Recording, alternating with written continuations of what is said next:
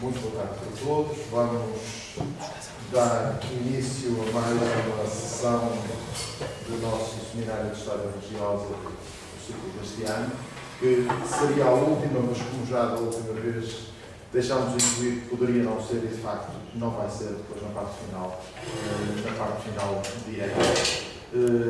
Mas então temos esta sessão, previsivelmente então a última do Seminário de História Religiosa, sobre o tema largo da peregrinação que nos foi ocupando ao longo deste ano, também pensado a propósito do Centenário de Fátima e com esta intenção de confluirmos um pouco mais. Já o fizemos no mês passado com a sessão anterior e falaremos também com esta sessão. Dedicada ao tema Santuário de Fátima, a arte como cenário e como protagonista do ápice da peregrinação. Nós temos connosco, para abordar este tema, o Dr. Marco Daniel Duarte, com formação na História da Arte, doutorado na História da Arte, precisamente com uma temática relativa à questão de Fátima, e também, e atualmente, diretor do Centro de Estudos e Difusão do Santuário de Fátima. Temos, no resto, a apresentação com essa breve súmula de currículo que poderemos ler. Eu não vou estar a ler todo o que temos na mão, poderemos depois ler como ser melhor. Eu agradeço ao Dr. Marco Daniel por ter aceitado estar connosco nesta sessão do seminário. Vamos ouvi-lo certamente com muito interesse, nos moldes e com a metodologia habitual. Teremos uma primeira parte da apresentação e depois será certamente a segunda também.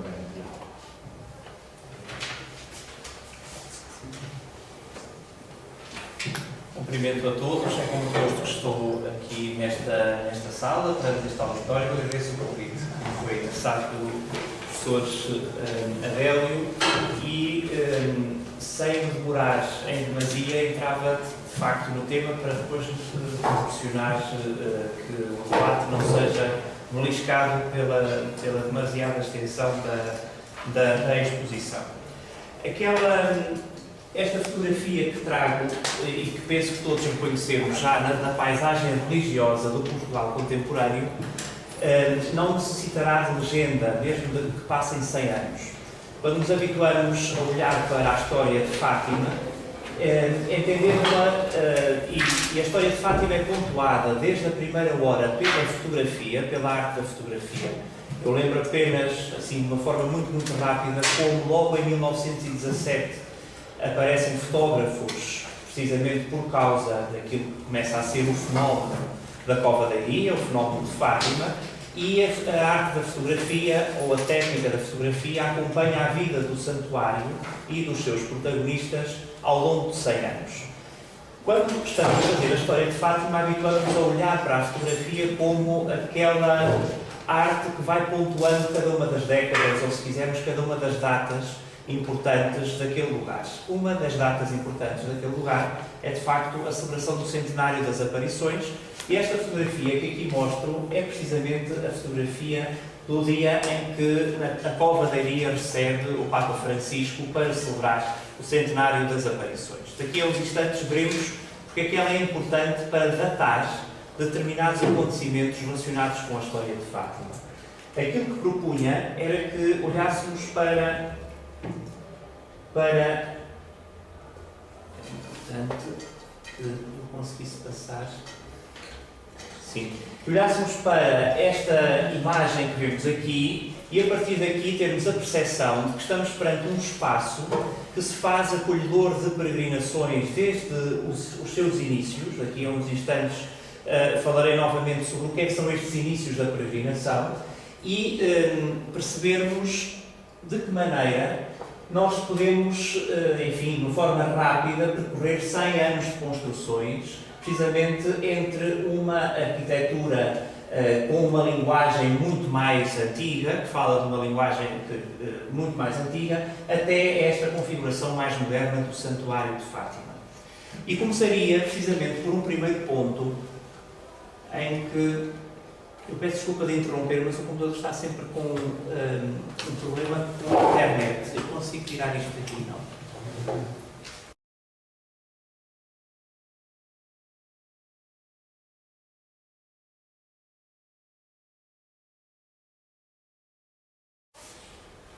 peço desculpa, mas é que o computador não obedecia ao comando, isto é um problema, quando há alguma coisa que não nos obedece. Enfim, então, sem perder o ponto em que estávamos, iremos tentar perceber como é que o santuário evolui ao longo de 10 décadas, precisamente olhando para o santuário a partir da sua configuração arquitetónica e artística e percebendo como essa configuração é não apenas cenário, mas também protagonista da própria peregrinação. E iniciaria com este primeiro ponto, dizendo que quanto mais se interrogam as fontes sobre Fátima, mais percebemos que em Fátima a forma de celebrar dá origem à forma de construir. Se quisermos, é a aplicação daquele velho axioma que a ciência litúrgica costuma enfatizar e que nós dizemos de uma forma muito rápida, através deste ditado, lex orandi e lex credendi. Isto é, a maneira como rezamos é a maneira como acreditamos, e isto tem implicações se dissermos o ditado ao contrário. Aqui também, tal como os peregrinos usaram o espaço, assim foi depois a resposta do espaço em relação àquilo que eram as necessidades da peregrinação. A forma de celebrar, isto é, a arte de viver aquele espaço, e dou aqui um exemplo muito rápido, a procissão com aquela imagem, que é aliás uma procissão muito depurada, com a imagem branca que passa pela multidão dos peregrinos, faz, de facto, encontrar na forma de celebrar essa consequência na forma de construir. E o mesmo acontece também quando olhamos para a forma de construir a arte e o espaço em que se celebra e vemos como aquela esplanada do Santuário de Fátima é precisamente composta, do ponto de vista da régua e do esquadro que se traça no Gabinete de Arquitetura, daqui a alguns instantes iremos ver, traçada precisamente para albergar aquela imensa multidão que, passados uns dias em peregrinação, eu retomo o tema que é aqui importante ao longo destas sessões que foram aqui explanadas, como é que aquelas semanas dos peregrinos vão desaguar naquela esplanada de oração, precisamente para a vivência da sua fé. O Santuário de Fátima não se consegue entender sem esta géstica do peregrino, como tentarei demonstrar. É a partir do traçado que fazem as procissões no Santuário de Fátima que se vai construir também urbanisticamente o santuário. E é a partir das necessidades que aquelas peregrinações exigem, que aquelas peregrinações sublinham, que se vão construir os edifícios, desde logo a começar pela Capelinha das Aparições, embora haja uma determinação, segundo a documentação da época, de que a Capelinha das Aparições resulta de uma encomenda divina. Penso que todos temos noção das fontes sobre Fátima e de como os protagonistas da primeira hora dizem que a Capela das Aparições foi reclamada pela própria Mãe de Deus que aparece na Cova da Iria. Independentemente da questão histórica destes depoimentos, que não interessa neste momento analisar, o que é importante é que a configuração do lugar resulta, se quisermos, a partir daqueles protagonistas, resulta de um pedido que é entendido como um pedido do céu, mas o seu desenvolvimento não resulta apenas desse pedido do céu, resulta sobretudo da forma de viver aquele espaço que tradicionalmente ainda dizemos ser a Cova da Iria. Fátima, enfim, é o lugar mais alargado, a Cova da Iria é o específico lugar do Santuário de Fátima. E assim entraria neste segundo ponto, apenas para abordar uma temática que é está muito presente ao longo de 10 décadas no santuário e que eu exemplifico apenas a partir da Capelinha das Aparições, mas que podia exemplificar a partir de outros temas.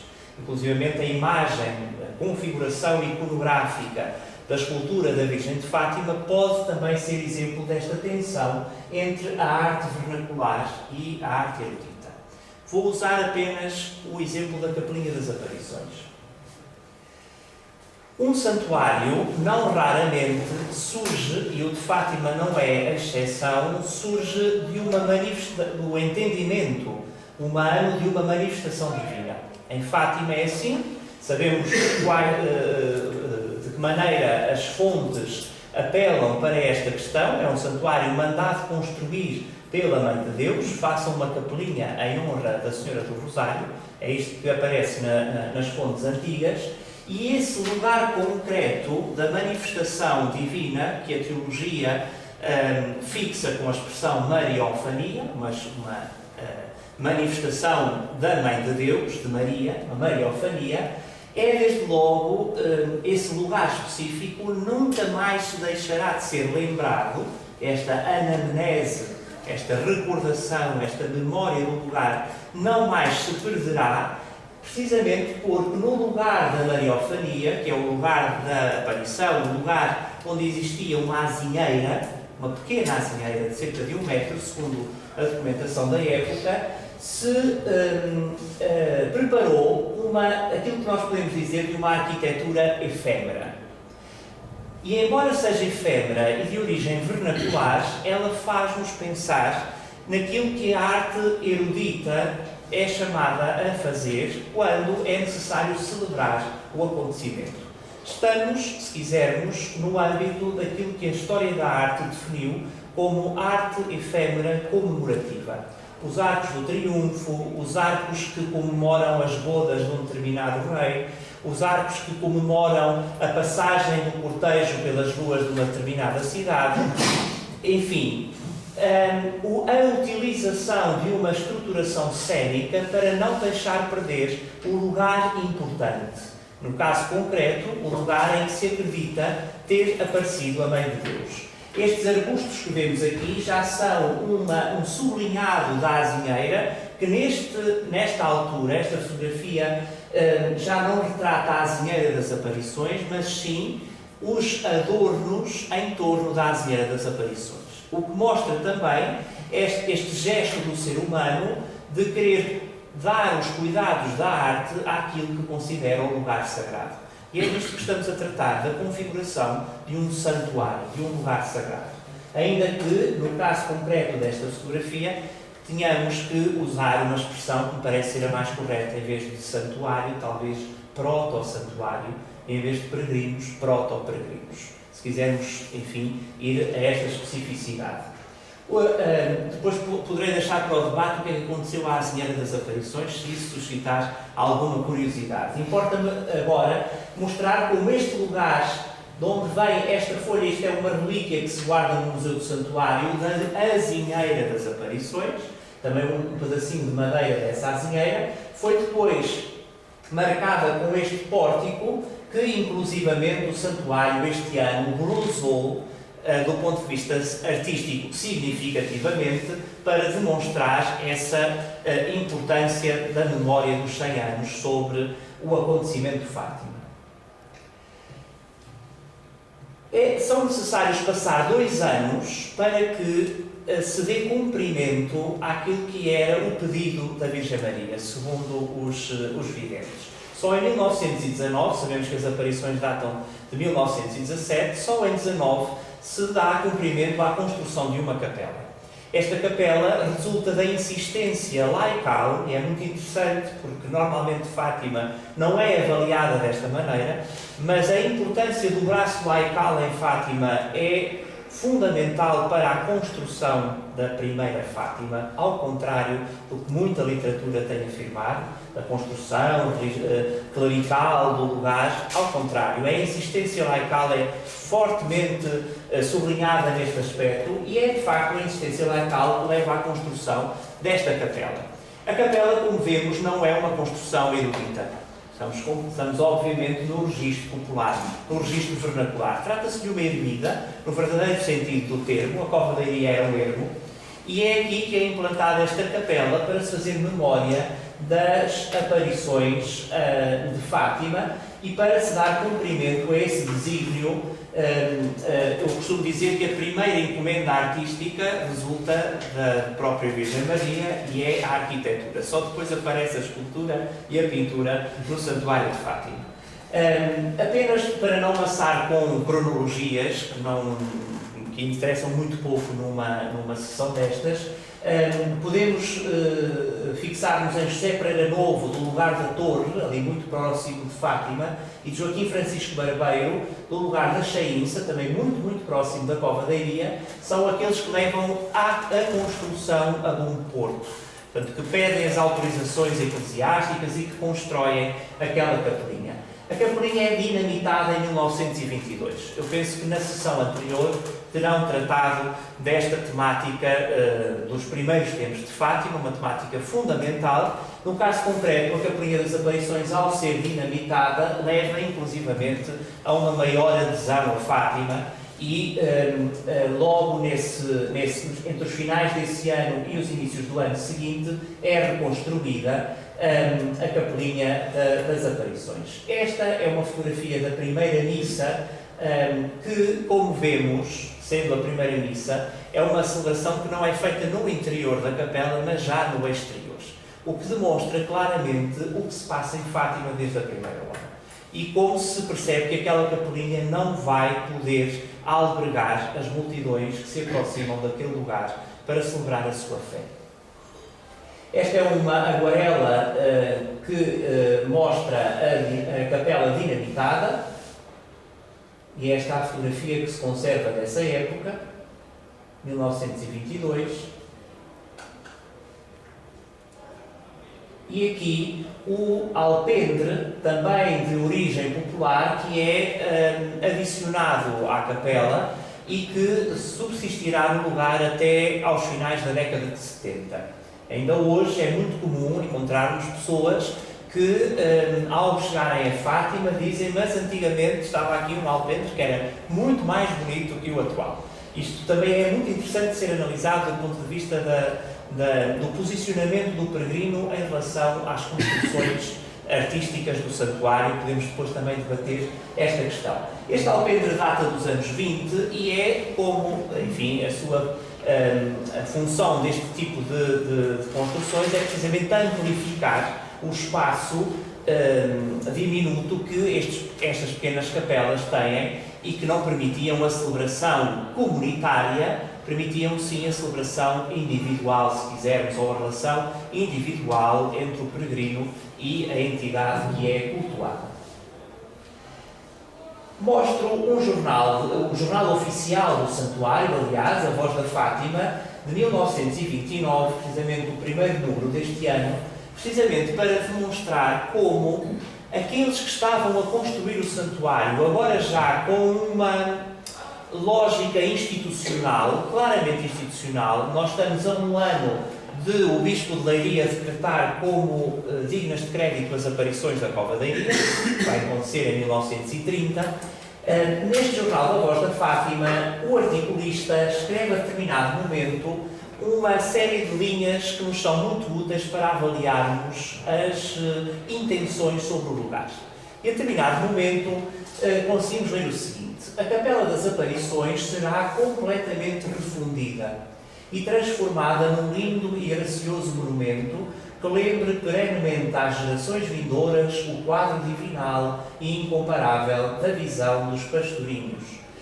O que vemos aqui é precisamente o que prova que a instituição que estava a construir o santuário não se sentia confortável com a capelinha vernacular que existia, que não era traçada por nenhum arquiteto, nem feita por nenhum traço de erudição, e portanto aquilo que se planificava, para além de outras obras que agora não chamo para esta sessão, era precisamente uma refundição da Capelinha das Aparições. E os projetos que se guardam no arquivo do Santuário de Fátima provam-no cabalmente. Por toda a década de 20, já sentimos um mal-estar com aquela arquitetura vernacular. O santuário institucional, se quisermos dizer desta forma, olhava para o lugar mais importante do santuário que se ia construindo e achava naquelas naquela lhaneza, naquele estilo tão, enfim, vernáculo, tão popular, uma certa indignidade relativamente àquilo que representava. E então vemos sucederem-se ao longo de décadas vários projetos para a Capelinha das Aparições. Desde logo, o primeiro, da responsabilidade de Gerardus van Krieken, é um homem muito importante ligado aqui a esta cidade do Porto. Ele foi professor na Escola Industrial do Porto e é chamado por Dom José Alves Correia da Silva, que foi cônego da sede do Porto, antes de ser bispo de Leiria, é chamado para riscar os primeiros edifícios de Fátima. A ele se deve o traçado da Basílica Antiga, a Basílica de Nossa Senhora do Rosário, e a ele se deve um projeto que não chegou a ser feito para a Capelinha das Aparições. A partir desta data, vários projetos se vão suceder. O projeto de João Antunes, de Sebastião Martins dos Reis, e reparem, passam as décadas e a Capelinha das Aparições vai resistindo aos projetos dos eruditos, aos projetos da arquitetura. Há verdadeiramente uma insatisfação ao longo de toda a insatisfação ao nível das camadas eruditas que estão a conduzir o santuário. Os peregrinos nunca terão reclamado da Capelinha das Aparições, embora haja testemunhos também sobre o que eles acham da Capelinha das Aparições. Eu mostro aqui alguns exemplos que nos levam desde esta fotografia até esta, que, embora lhe retire o alpendre, vai conservar a Capelinha das Aparições como um ícone fundamental do Santuário de Fátima. Este é um projeto de Van Krieken, como há pouco dizia, numa estilística muito interessante, porque ele olha para o lugar como uma espécie de lugar de memória e, por isso, vai fazer uma planta centrada, que é típica na história da arte dos lugares da memória, os martíria, dos lugares dos mártires, dos sepultamentos e os lugares dos batismos, os batistérios. São normalmente de planta centrada porque assinalam uma memória. E aqui, para a Capelinha das Aparições, era de facto esta a configuração, para além de que permitia que se deambulasse à volta da imagem, que é, naquele lugar, a relíquia por excelência. A imagem, a vera efígie da Senhora de Fátima, como é fácil de entender. Para além deste projeto, acontecem depois uns outros, alguns não estão assinados, mas este claramente, mesmo não estando assinado, será do segundo arquiteto do Santuário de Fátima, João Antunes. É um arquiteto da Câmara de Lisboa que vai substituir este primeiro projetista, o Gerardus van Krieken, que vai aqui da cidade do Porto, e numa linguagem já diferente continua a fazer a planta, a projetar, a propor uma planta centrada, no caso concreto agora quadrangular. E passo adiante apenas para vermos os projetos dos anos 50, do arquiteto António Lino, um arquiteto muito importante nos meados do século XX em Portugal. E este é um outro projeto, agora não tanto de um arquiteto, mas de um fativólogo, Sebastião Martins dos Reis. Sim, porque no Sacramento da Ordem também passa qualquer coisa na arquitetura. E não é raro encontrarmos presbíteros que gostem de dizer como é que a arquitetura deve ser. E bem, este era também um projeto da Lavra. Sebastião Martins dos Reis é um dos grandes fatimólogos dos meados do século XX, um homem com muito interesse e que deve já merecer um estudo sério, até outras configurações, apenas para demonstrar que o importante será a questão da peregrinação depois próxima junto da imagem da Virgem de Fátima, até chegarmos aos anos 70, aos finais dos anos 70, princípios dos anos 80, em que o santuário vai,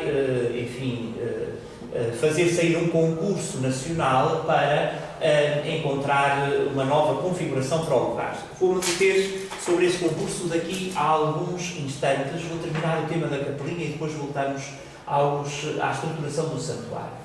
O que é que acontece nos anos 70? O santuário vai, de facto, lançar este concurso a uma série de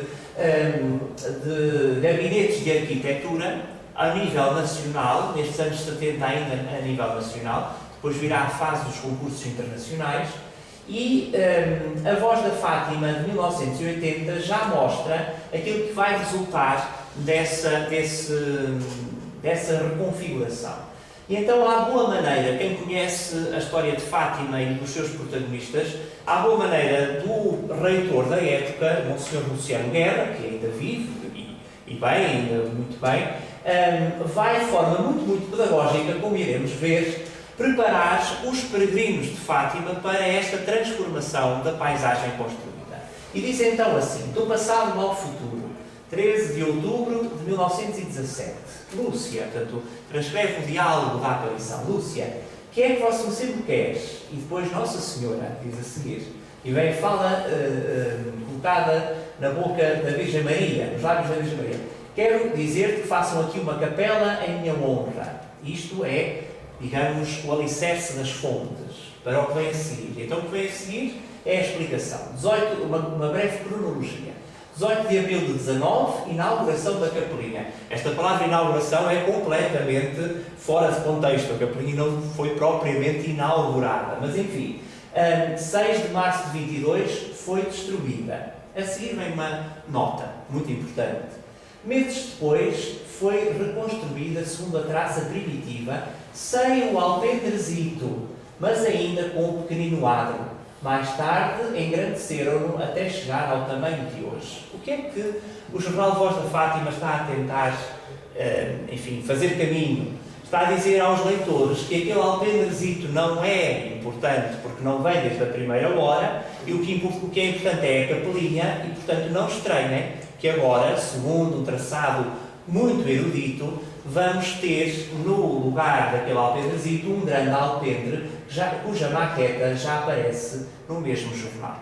Feita a pedagogia, passa-se então à obra que será inaugurada, digamos assim, com a visita papal de João Paulo II. É por esta época que estas obras são concluídas e este grande alpendre, feito também por um homem, um arquiteto não nascido no Porto, mas com a obra feita a partir do seu gabinete do Porto, José Carlos Loureiro, que vai fazer aquilo que me parece ser uma das obras mais notáveis da arquitetura contemporânea em Portugal. O que é que temos neste alpendre da Capelinha das Aparições? Precisamente o entendimento muito claro do que é aquela capela. Essa capela que faz memória do lugar da manifestação divina, da Mariofania, e usando uma estratégia que é a estratégia usada pela Igreja desde há muitos séculos. O que nós vemos aqui é a materialização perene daquilo que é a estratégia do pálio processional. Aquele instrumento cênico que assinala o que é importante, se quisermos, que assinala a relíquia. Na procissão do Corpus Christi, a própria configuração eucarística, no pão, não é? Que os católicos consideram ser o corpo real de Cristo, e no caso de uma relíquia de um santo ou do santo leno, é também usado esta estruturação cênica. O que vemos é, de facto, um grande pálio, obviamente feito não de tecido e de varas, mas de materiais perenes, que inclusivamente faz uso numa abertura para deixar entrar luz zenital de material têxtil, como vemos aqui, e que vai configurar a Capelinha das Aparições com aquilo que ela verdadeiramente é. Não tanto uma arquitetura para ser vivida, mas sobretudo uma relíquia para ser contemplada. E a partir deste momento encontramos no Santuário de Fátima uma lógica estrutural completamente diferente, que vai transformar a Capelinha das Aparições, de uma vez por todas, ela vai deixar de ser arquitetura. E permitam-me, de uma forma muito breve, que dê, enfim, as coordenadas muito rápidas para entendermos rapidamente esta questão. A pintura tem duas dimensões, a altura e a largura. A arte da escultura tem uma terceira dimensão, que é a profundidade. E a arquitetura, segundo os teóricos, nomeadamente Bruno Zevi, que é um dos grandes teóricos da arquitetura, tem uma quarta dimensão. Essa quarta dimensão é a dimensão do tempo.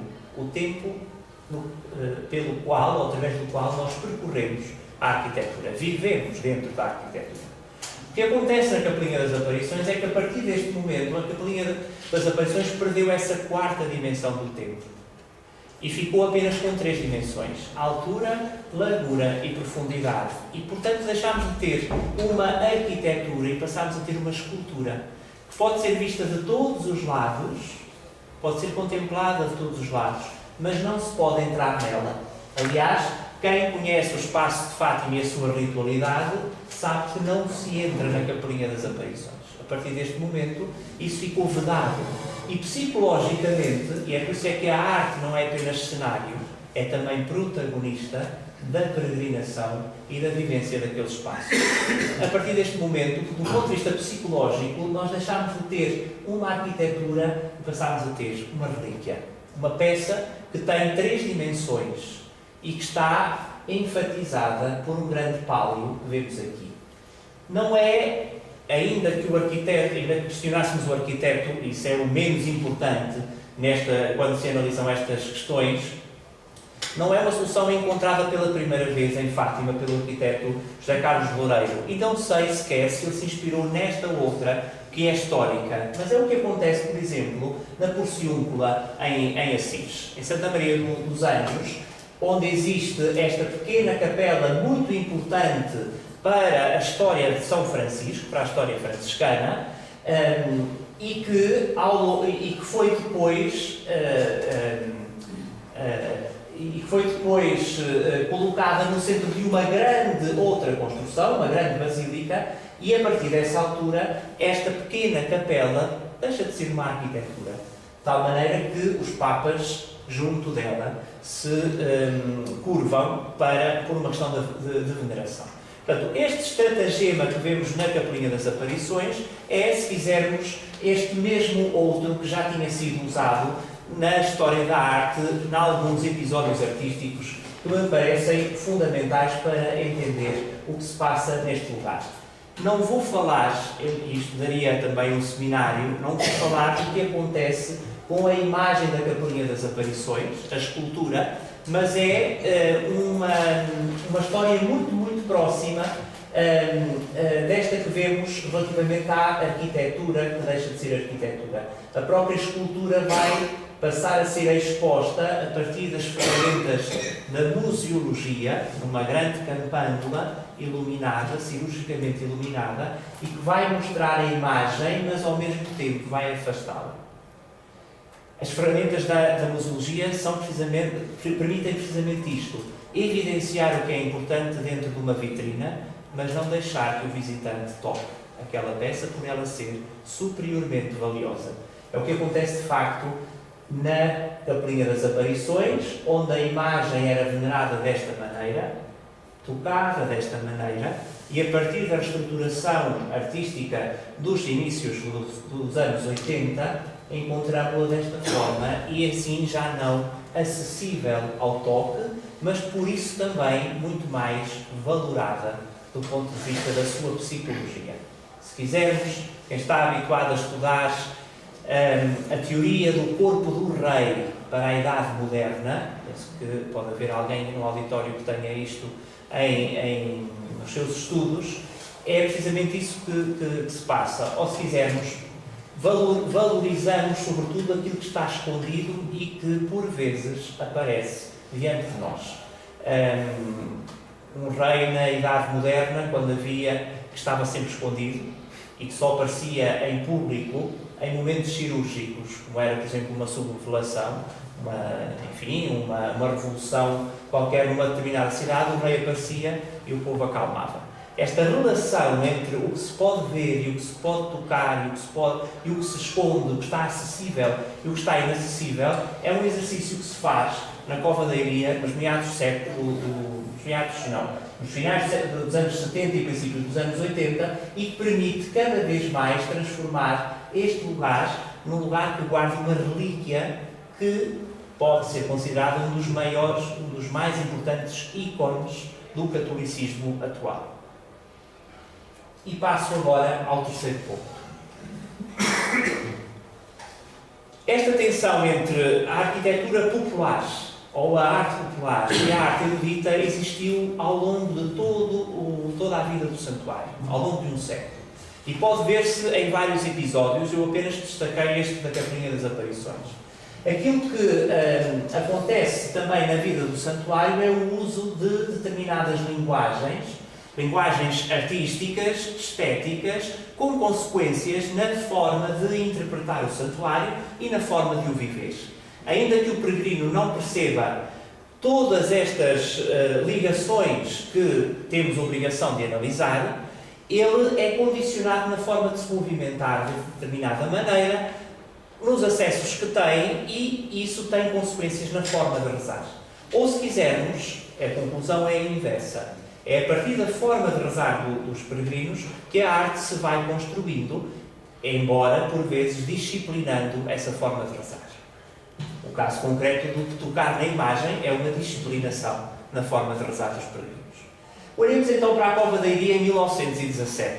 Era este retalho de pequenas parcelas de terreno que foram aos poucos sendo adquiridas para a construção daquele notável espaço que deve a sua configuração ao primeiro bispo da Diocese restaurada, este homem que vai do Cabido do Porto para Leiria, para ser o primeiro bispo da Diocese restaurada de Leiria, Dom José Alves Correia da Silva.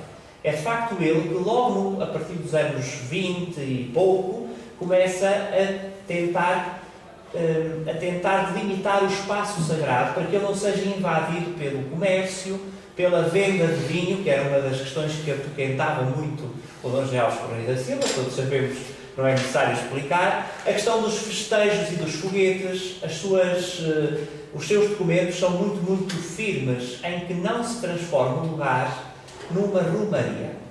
Dom José estava habituado à forma de celebrar do norte do país, não quer dizer que no sul do país não haja também romarias e que elas não sejam, festivas neste sentido, mas aquilo que Dom José Alves diz nas suas previsões é de uma forma muito clara que o espaço deve ser defendido deste tipo de manifestação de fé para apenas conservar a questão da peregrinação. A peregrinação com um sentido mais disciplinado, do ponto de vista da forma de viver o acontecimento celebrativo e cultural. Esta imagem que vemos aqui é a de um antigo pórtico e serve precisamente para ilustrar esta ideia de tentar fechar o espaço para que ele possa ser verdadeiramente um espaço de oração. Que ali não se venda vinho, que ali não se deitem foguetes, que as vendas não ultrapassem a vedação para o espaço interior, enfim. E ao longo dos tempos foi sendo construído com várias linguagens, estas que nós hoje conhecemos, que têm uma coerência que se pode explicar com a conclusão que adianto já. Todos os autores que foram chamados a trabalhar o espaço tiveram sempre como ponto subjacente à sua criação a questão do acolhimento e a questão da celebração naquele lugar. E por isso é que mesmo de estéticas diferenciadas, depois se conjuga num espaço com coerência. Este é Dom José Alves Correia da Silva em plena obra. Eu costumo brincar com a expressão, é de facto um grande arquiteto. O que a palavra tem, obviamente, estritamente no seu significado. É de facto um grande arquiteto de Fátima. Ele analisa os projetos, ele está vigilante relativamente à questão da economia do santuário para estas construções. É ele que reúne com todos aqueles que estão a construir o santuário e que vão construir o santuário com a linguagem da época. Uma das críticas que aparece com muita violência pela historiografia artística relativamente ao espaço do santuário é de que o santuário é um lugar de arte ultrapassada. Mas, na verdade, é a arte do tempo. No Santuário de Fátima construía-se segundo a arte do tempo em Portugal, que de facto era uma arte ultrapassada relativamente a outros centros de produção artística no mundo. Em França fazia-se outro tipo de construções, em Nova Iorque fazia-se outro tipo de construções, em Portugal, nesta época, predominava aquilo que chamamos normalmente de estilos revivalistas, que é o prolongar da sensibilidade do século XIX, que chega até aos anos 40 do século XX. Portugal é assim, não obstante haver algumas igrejas já, mas pouquíssimas experiências. Há a Igreja de Fátima de Lisboa e muito pouco para além disso. relativamente a questões estéticas. Portanto, o que é que vemos aqui? Vemos um neo-medieval, de facto. Por exemplo, a Oliveira das Meias, aqui perto, está a ser construída nestas décadas no neo-gótico, claro, claríssimo. Portanto, esse prolongar da sensibilidade do século XVIII até quase meados do século XX.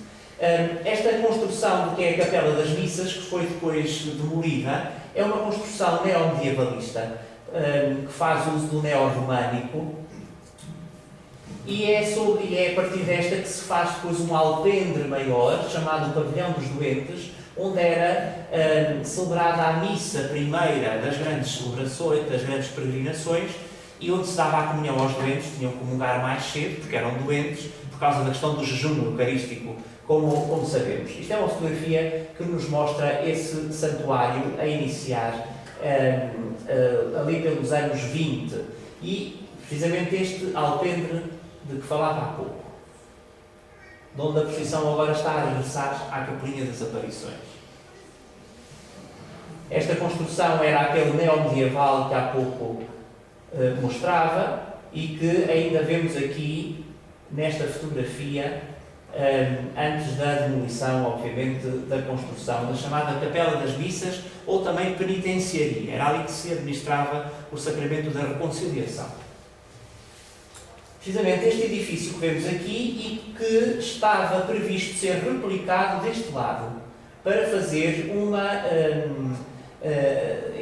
simetria perfeita do santuário que se estava a construir. Aqui vemos a Capelinha das Aparições, aqui um fontanário muito importante, o aparecimento de água em Fátima é também um tema com interesse que agora não vou explorar, mas sobretudo interessa-me que olhemos para este pequeno promontório onde está a nascer a Basílica Antiga do Santuário de Fátima, a Basílica de Nossa Senhora do Rosário, e que vemos aqui traçada pelo arquiteto Van Krieken, pelo professor da Escola do Porto, que vai projetar e, como vê, é muito fiel à sua traça. São poucos os edifícios em que podemos fazer este exercício gráfico que aqui coloco. Portanto, o seu desenho, o alçado e depois a transposição para a pedra. Ele era um desenhador, ele era professor de desenho ornamental e é de facto um desenhador exímio, como podemos ver nestes desenhos que aqui projeto. E aquilo que há pouco dizia, sublinho agora de forma particular. A Basílica de Nossa Senhora do Rosário é feita no estilo neobarroco. Neobarroco, portanto, mais uma vez, essa estilística que nos vem dos finais do século XIX e que entra pelo século XX adentro. Em Fátima é muito interessante não se ir para um estilo neogótico, que seria o respectável. Por um lado, por causa de Lourdes, que é de facto construída em neogótico, e seria muito fácil a transposição desse estilo para Fátima, e por outro, por toda uma tradição que no país a arquitetura gótica tem e que foi desenvolvida no século XIX. Como vemos aqui em algumas imagens, mas em Fátima aparece de facto o estilo neobarroco. Do ponto de vista psicológico, parece-me interessante que se procure uma arquitetura de monumentalidade como Portugal tinha conhecido no barroco. Lembremos Mafra, lembremos a Torre dos Clérigos, aqui no Porto, portanto, uma obra que seja não ligada à medievalidade, mas sobretudo à modernidade. Depois também é interessante que a arquitetura não tenha duas torres, como seria expectável numa arquitetura neobarroca. O neobarroco vai fazer, enfim, as igrejas barrocas têm normalmente duas torres, dois campanários. Em Fátima, sendo que estando no século XX, acha-se que não é necessário essa dicotomia, essa redundância, melhor dizendo, essa redundância das duas torres. E então é apenas uma torre, de facto, essa muito acentuada, que se vai projetar. E o que é que vemos? Vemos um santuário construído à medida daquilo que era a intenção de Dom José. Dom José Pereira da Silva, e que é a imagem de Lourdes, que é de facto neogótica. Aqui Fátima, podemos encontrar alguma similitude, mas na estética não. A linguagem estética é outra, a gramática, digamos assim. Isto aqui é a Lourdes, que estamos a ver, que podemos comparar. A gramática que se vê aqui não é a transposição do gótico, do neogótico, mas sim uma outra gramática, na minha opinião, no caso concreto, mais erudita. Porquê é que esta torre é assim tão alta? Na minha opinião, relaciona-se esta questão com o ato da peregrinação. De facto, e sobretudo uma peregrinação que é a pé. Fátima tem vários tipos de peregrinação e cada vez mais. Obviamente há quem peregrine de avião, não é? De todos os lados do mundo vem a Fátima, mas a peregrinação a pé em Fátima é um conteúdo específico muito importante, como nós sabemos.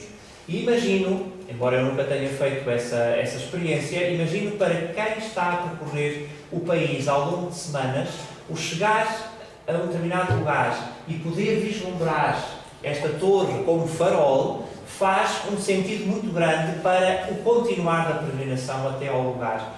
Para além disso, é também, e isso aparecia já naquele jornal que há pouco não li na totalidade, esta ideia de se assinalar com um monumento. E esta espécie de obelisco, não é verdadeiramente um obelisco, que vemos aqui, é também elemento que sublinha a questão do santuário, do lugar sagrado. Gostava que olhássemos para esta planta e víssemos qual era o traçado que se previa para o Santuário de Fátima. É um traçado, aqui na planimetria não se vê muito bem, mas eu vou apontar aqui para uma série de capelas que iriam dar ao templo maior, que é aquele que se construiu logo e que virá a ser a Basílica. Este traçado que vemos aqui é o traçado típico do Santuário Barroco. Dom José Alves Correia da Silva estava completamente convencido que o que ia ter era de facto um santuário barroco, típico dos santuários grandes que temos em Portugal.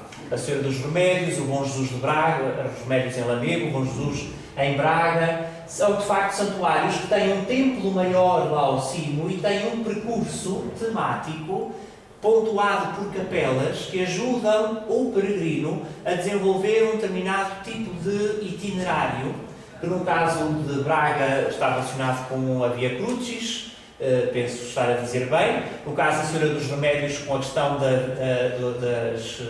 dos passos da vida da Virgem, o ciclo iconográfico mariano, e aqui os Remédios, ou por exemplo Santo António de Olivais, em Coimbra, apenas para não mostrar os santuários maiores, um santuário mais pequeno, precisamente com esta configuração. A igreja maior em cima e depois as capelas que vão pontuando o itinerário até chegar à igreja-mãe, lá no cimo, ou a Senhora da Encarnação, em Leiria, que, não tendo capelas, tem uns obeliscos, uns elementos arquitetónicos que pontuam os patamares daqueles que fazem a peregrinação. Estamos a falar dos santuários chamados sacromontes, os montes sagrados. E aquele declive, aqui por exemplo a Senhora do Castelo, em Mangualde, e este declive que a Cova da Iria mostrava, proporcionava este tipo de configuração para o santuário. E foi assim que se começou a construir o Santuário de Fátima. Começou-se pela Igreja Maior, e já havia mecenas para obras de arte para as capelas mais pequenas, que depois não vieram a construir-se por alteração de planos. Cada uma dessas capelas seria dedicada aos mistérios do Rosário. E a última igreja, a igreja, seria dedicada ao último dos mistérios, que é o mistério da coroação da Virgem. É essa a razão pela qual a Capela Mor é coroada precisamente pela... o João trazia esta figura ampliada, precisamente pela coroação da Virgem.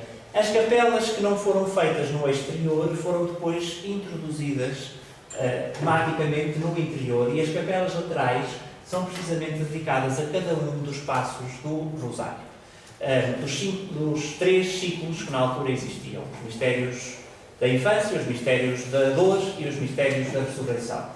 Isto para mostrar que estamos na lógica do santuário de configuração barroca, tipicamente barroca.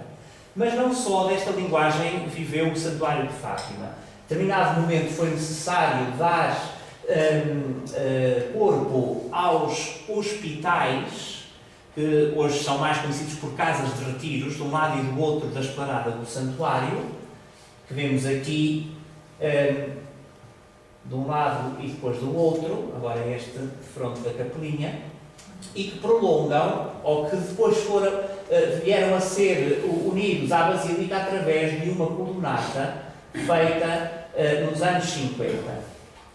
Mas aquilo que é o mais importante no santuário é a transformação, e agora já não estamos ao nível da linguagem que vem do século XIX, estamos já, Fátima neste momento acerta ao passo com a contemporaneidade. Aquilo que é verdadeiramente importante na configuração do santuário é o traçado desta grande esplanada, feita por um dos arquitetos mais importantes do século XX em Portugal, Cottinelli Telmo. Cottinelli Telmo, todos sabemos o vasto currículo que tem, mas eu gostava de sublinhar que ele é, para além de arquiteto, um grande cenógrafo. E a cenografia, aliás, até é realizador de cinema, como sabemos. E é, de facto, um homem que domina essa cenografia, que é chamado a fazer aquilo que é, enfim, a pedra de toque para o entendimento deste lugar. E que, a partir desse momento, vai transformar este lugar naquilo que o conhecemos hoje. Em que o conhecemos hoje. Que é esta grande esplanada, uma das praças mais bem feitas do mundo. E não digo isto de forma impensada. Só como estamos em Portugal, normalmente não valorizamos aquilo que é o nosso património. E, sobretudo, quando é património religioso, então ninguém valoriza. Mas, de facto, Cottinelli Telmo vai regularizar este terreno, que conhecíamos desta forma até os anos 50, e através de um plano muito cenográfico, que incluiu umas escadas que depois não vieram a ser feitas. A escadaria é um tópico muito típico da arquitetura do Cottinelli Telmo. Já vou mostrar alguns exemplos. Permite estabelecer para todo o sempre, no que esta palavra significa, no que esta expressão significa, que em Fátima se sentem à mesma mesa milhares de pessoas. Isto é, os peregrinos que vão percorrendo os caminhos de Fátima desaguam no 12 e 13 de cada mês, mas sobretudo em maio e em outubro, para esta grande esplanada que é fechada por todos os lados, através depois de uma colunata que é feita por António Lino, menos por um dos lados, e transforma o lugar numa espécie de deserto monástico, se quisermos, uma psicologia monástica que permite ainda hoje que o visitante, seja peregrino, tenha fé ou não tenha fé, se sinta num lugar diferente. As pessoas transmitem de várias maneiras, temos depois de falar sobre isso, mas o chamado silêncio de Fátima, o deserto de Fátima, deve-se precisamente a esta tomada de decisão que é urbanística.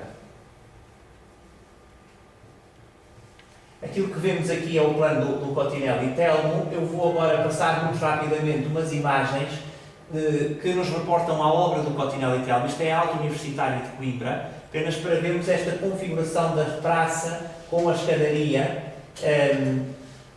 da praça monumental, esta ideia monumentalizante que o arquiteto faz e que nesta época aparece noutros lugares da Europa, em Roma, em Uisqueté, por exemplo, tem também esta configuração, grandes lugares de ajuntamento de pessoas, se quisermos, e apenas para dizer que esta linguagem mais musculada, e que nós em Portugal dizemos arquitetura de Estado Novo, dizemos isto assim de uma forma muito, muito rápida, e com isto dizemos tudo e não dizemos nada, a linguagem chamada da arquitetura de Estado Novo acontece em regimes musculados, politicamente, noutros lugares da Europa, mas também em regimes que não eram musculados, noutros lugares da Europa. Portanto, não é apenas uma arquitetura, agora é uma arquitetura classicizante, sem dúvida nenhuma, e feita à regra e esquadro.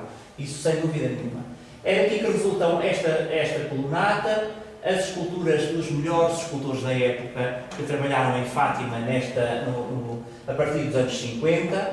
Não vou agora debruçar-me sobre eles. Vou caminhar de forma muito, muito rápida para aquilo que dizia sobre a praça mais bem traçada, enfim, uma das mais bem traçadas do mundo. O Cottinelli Telmo faz aqui também o exercício do urbanismo típico do barroco. Isto é, interpretado com as ferramentas da arquitetura contemporânea e do urbanismo contemporâneo, ele vai fazer uma praça fechada de todos os lados, menos de um. Este lado não é fechado.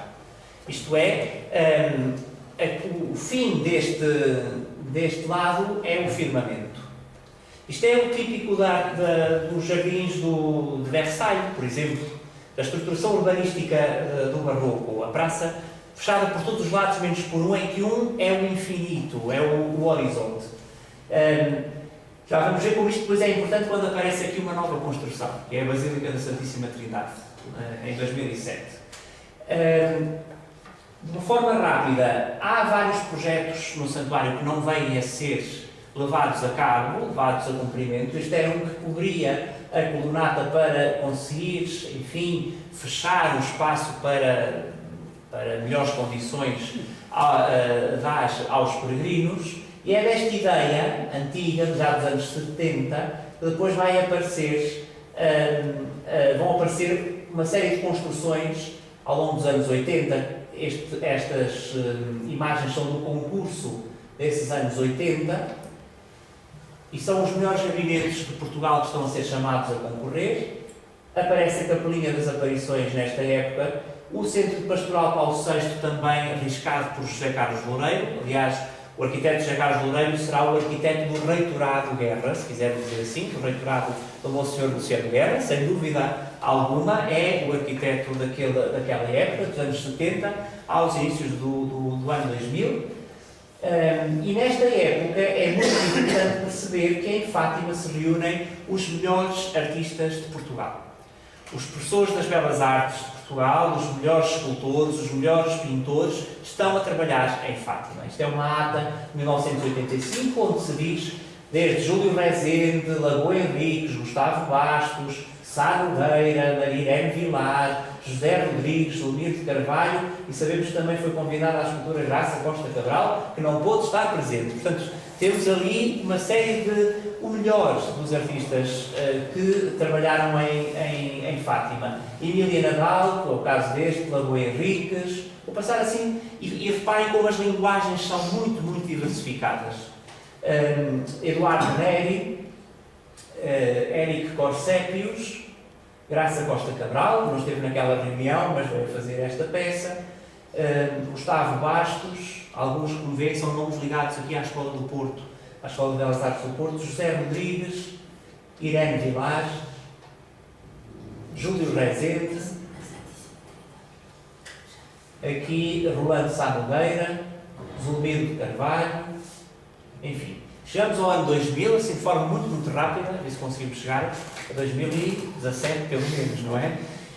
De uma forma rápida, o ano 2000 mostra como Fátima evolui também do ponto de vista artístico, porque a sua ritualidade assim o exige. O ano 2000 é o ano do jubileu, e portanto havia um pórtico que marcava essa memória da Igreja Católica, mas para além disso, é um pórtico com muito interesse, porque em vez de fazer uma porta, faz a entrada, faz a abertura. Portanto, aquilo que vemos aqui não é tanto a porta, mas sim o espaço aberto. É nesse ano que se instala este presépio, porque a Igreja determinava que deveria estar ao longo de todo o ano um presépio nas igrejas, no ano em que se comemoravam os 2000 anos da Encarnação. Este é de José Aurélio, e é o ano da beatificação dos videntes mais novos. Isto para dizer que a ritualidade de Fátima faz acontecer obra de arte, obviamente. E as peças que estão nos túmulos dos videntes são da responsabilidade de José Rodrigues e de Clara Menezes. Estas duas esculturas aparecem 2 a 3 anos depois, no recinto de oração, também da autoria de Graça Costa Cabral.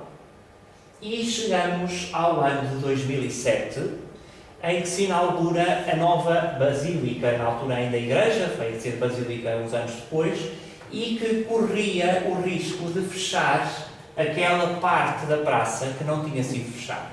E este era o grande risco daquela Basílica. e que, por uma questão de boa interpretação do espaço, a partir, obviamente, do projetista, se conseguiu um meio termo, não deixar fechar completamente aquele espaço, embora esta ideia tenha sido, obviamente, tocada, não é?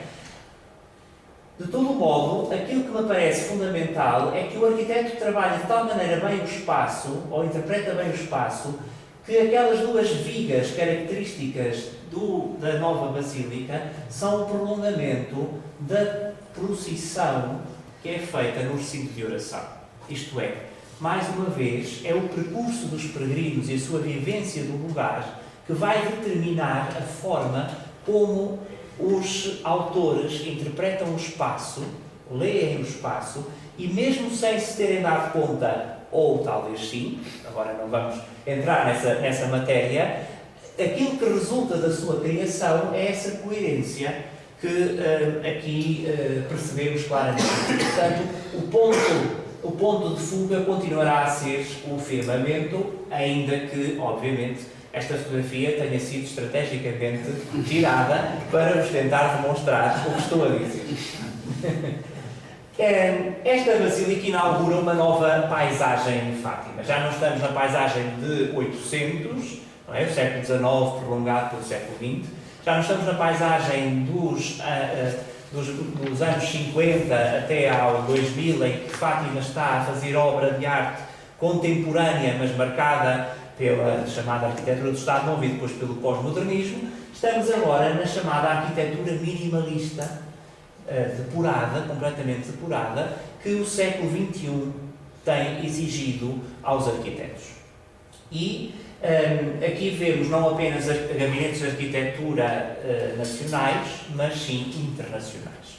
Portanto, o santuário, pela primeira vez, abre um grande concurso internacional, sai vencedores, concurso que demora muitos anos a preparar, e sai vencedores o arquiteto Alexandros Tombazis, um arquiteto grego, que vai depois reunir uma série de artistas também de vários lugares do mundo e que vai, enfim, também do ponto de vista da arte, mostrar que Fátima não é um lugar nacional, é um lugar, obviamente, com uma escala internacional, uma escala mundial. Eu não vou comentar cada uma destas obras, apenas vou dizer que também elas foram interpretadas pelos peregrinos e continuam a ser interpretadas pelos peregrinos de uma forma muito interessante que daqui a uns anos, obviamente, deve ser analisada. O santuário, no seu arquivo, tal como eu já fiz para as obras de arte mais antigas, o seu arquivo conserva os elogios, os encómios, mas também os deselogios que os peregrinos fazem a estas obras, e essa relação entre o peregrino e a obra de arte é muito interessante de estudar a partir de Fátima, até por causa de Fátima ser entendido pelo peregrino como um espaço seu, que é uma dimensão muito, muito forte na psicologia do santuário. E assim caminhamos para o final desta minha exposição. Apenas gostava de acentuar que o santuário continua a produzir obra de arte e deve fazer-se sem qualquer dificuldade referência que é uma das instituições, a nível nacional não tenho a mínima dúvida, e talvez até mais do que isso, que se tem comportado como um verdadeiro mecenas artístico, tal como nós olhamos para... na escola tendemos a simplificar tudo e, portanto, olhamos para o Renascimento como um lugar de grande mecenato da Igreja. Olhamos para o Barroco como um tempo de grande mecenato da Igreja. Eu olho para o século XX e olho como um tempo de grande mecenato da Igreja, em relação à obra de arte. O Santuário de Fátima é um lugar onde isto se prova claramente. Apenas para mostrar as últimas intervenções artísticas. Em 2016, mais uma vez, essa ritualidade que exige a memória do lugar, é inaugurada uma escultura alusiva ao anjo, às aparições do anjo, precisamente porque se está no centenário das aparições do anjo, em 2016. É nesta época também restaurada, reabilitada toda a Basílica de Nossa Senhora do Rosário e refeito o seu presbitério com obra de arte contemporânea. No caso concreto, também um escultor do Porto, um escultor muito jovem, Bruno Marques, e o presbitério do recinto de oração, que é também, por esta altura, em ordem ao centenário das aparições, completamente remodelado. Aliás, aquele presbitério antigo vinha da primeira visita papal, ali dos anos 80, dos finais dos anos 80, do princípio dos anos 80, e foi dado sempre como provisório. Aguentou todas estas décadas e agora foi reformulado para esta intervenção que, embora seja uma intervenção que aqui nos parece muito simples, é dos exercícios mais complexos, no sentido em que é uma intervenção cirúrgica num espaço construído e, portanto, é preciso pesar todos os centímetros para que a obra não corra mal. Ao olharmos para esta imagem, e antes de eu apontar, quase não se vê aquele presbitério. Portanto, estamos no patamar daquilo que comumente já se começa a chamar de arquitetura silenciosa. É as intervenções que quase não se vêem, que estão lá para... Este era o presbitério antigo, que tinha aqui uma série de entraves que ajudavam a sustentar as traves. Já agora faço o jogo de palavras. O que se pretendeu com este presbitério é que não houvesse, a não ser este suporte, que a pala quase flutuasse sobre os concelebrantes. E aqui também se implantou obra de arte contemporânea, obviamente, e também aquilo que dificilmente acontece na Igreja, que é chamar a obra de arte abstrata para os lugares de culto. No caso concreto aqui vemos uma intervenção de Fernanda Fragateiro, que é composta por um jogo de espelhos e que é feita a partir daquela frase de Bento XVI que diz que Fátima é um renovado Pentecostes. Portanto, isto é o dinamismo do espírito que deixa ver e multiplica aquilo que se vê. Isto que vemos aqui são os degraus da escadaria que está por trás. E em 2017, eu disse que chegava a 2017, estou a tentar cumprir com a palavra, e em 2017, mais uma vez, pela forma de se viver no Santuário de Fátima, pela sua história específica, acontecendo a canonização dos já beatos, Francisco e Jacinta Marto, é necessário agora compor as novas efígies dos novos santos. Isso aconteceu para o dia 13 de maio de 2017, deste ano em que estamos. E assim terminaria dizendo: a paisagem humana e a paisagem construída em Fátima levam-nos de facto a esta conclusão. A arte não é apenas cenário, embora seja, obviamente, o cenário diante do qual, ou sobre o qual, ou debaixo do qual acontece a ritualidade naquele santuário. Mas ela é, sobretudo, também protagonista. Ela é a partir da arte que conseguimos ver as reações dos peregrinos que vão àquele santuário e que, enfim, verdadeiramente compõem a paisagem que estamos habituados a ver em Fátima e que surpreende, inclusivamente, os próprios papas ou os maiores dignitários da Igreja. O Papa Bento XVI, que é, obviamente, um dos teólogos mais racionalistas que o século XX conheceu, quando visita Fátima, é óbvio que já não era o teólogo, já era o Papa, e são aspectos diferentes. Mas quando visita Fátima em 2010, ao sair do cenário da procissão das velas, diz ao Bispo de Leiria, Fátima, que como Fátima não há nada no mundo. É isto que ele diz. E depois, quando chega a Roma, diz: o que é que viveu em Fátima? Viveu-se um renovado Pentecostes. Quando um Papa diz renovado Pentecostes, não está a dizer assim uma qualquer frase, está muito, muito ponderadamente a acentuar todas as palavras que está a dizer. Esse Pentecostes dá-se, obviamente, não apenas pelas obras de arte, mas sobretudo por aqueles que vivem o espaço daquele santuário que se constrói em função dos peregrinos. Desde os da primeira hora, que vemos aqui, são fotografias de 13 de outubro de 1917, e vejam a multidão. 13 de outubro de 1917, até aos peregrinos atuais, que obviamente percorrem uma caminhada, um itinerário de fé, um itinerário, enfim, que neste momento não está aqui a ser avaliado e que, ao chegarem ao santuário, se dão conta, conhecem a paisagem? faz parte de um conjunto de fotografias premiado, agora num prémio que o Santuário fez em 2017, este conjunto que estou agora a passar, e que nos mostra as estações de uma peregrinação a pé até se chegar ao Santuário, e que onde se vêem as diversas gestualidades dos peregrinos.